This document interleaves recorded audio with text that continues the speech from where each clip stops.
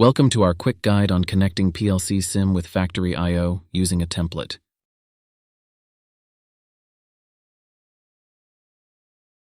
First, let's visit factoryio.com to download a sample project, or you can use the direct link provided in the description.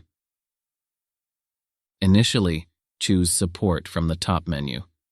Next, on the page that appears, click on S7 PLC-SIM Template Projects under the Drivers section. On the following page, select the S7 PLC-SIM section in the manual. Scroll to the bottom of the page and download the S7 to 1200 template that matches your TIA portal version. For version 15.1 or later, choose the template designed for version 15. Unzip the downloaded file to a location that will be easy to find for the next step.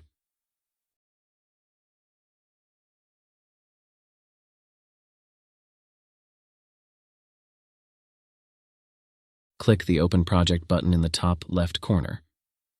In the window that opens, select Browse and find the folder where you just unzipped the Factory I/O template project. Select the file ending in .ap and click Open. If your TIA portal version is newer than 15, a window like the following will open. To use a template created with version 15, we need to upgrade the file to match our application version. In this case, it is 15.1. When everything is in order, press Upgrade. Now TIA Portal will upgrade the project. This may take some time. When upgrade is ready, we will start the PLC simulator. Follow the instructions carefully to ensure everything goes smoothly. First, a brief informational segment on Factory I/O communication. Open the project tree, then PLC1, and from there program blocks. Under the program blocks, we see the function MHJ PLC Lab Function S7 1200. This function is responsible for communication with Factory I/O. In the template, this function can be found in main OB1, Network 1. Main is the program cycle that the PLC executes, hence the function must be located there. You will learn more about the program cycle in later videos. Next, we will change the programming language of the main OB to ladder. Right-click on main OB and select Switch Programming Language. From the menu that opens, choose LAD. Now we are ready to start the PLC simulator. To ensure that PLC-SIM starts with the correct settings, it needs to be initiated in the following way. Select PLC1 from the project tree, then navigate to the online drop-down menu and choose Simulation, and under that, select Start.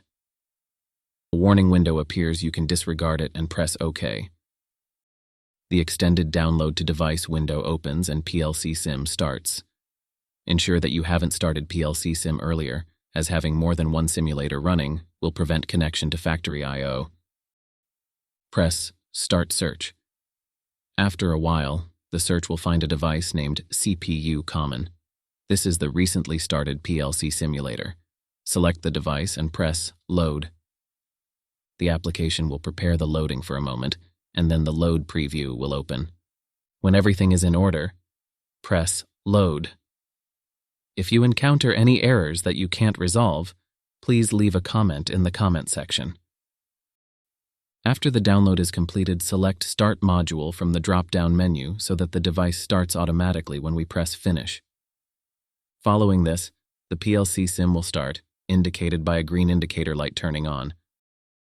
Now we are ready and can start Factory I/O.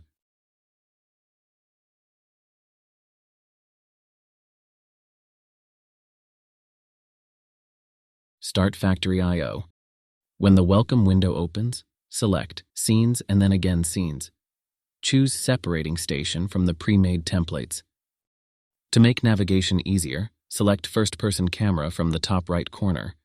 Change your view direction by holding the right mouse button and moving the mouse. Move using the WASD keys. Navigate to the File menu and choose Drivers. From the drop-down menu on the top bar's left side, choose Siemens PLC-SIM. In the center, you will see all the digital and analog inputs and outputs currently used in this scene. Let's move to the configuration menu and complete the remaining settings. Navigate to the model menu and choose S7-1200 as the device model.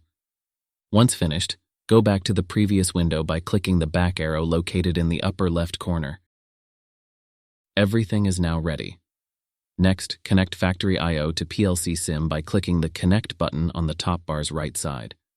Upon a successful connection, a green indicator will be displayed on the top bar. Everything is set up and we're ready to begin programming. Proceed to the next video to create and test a basic program.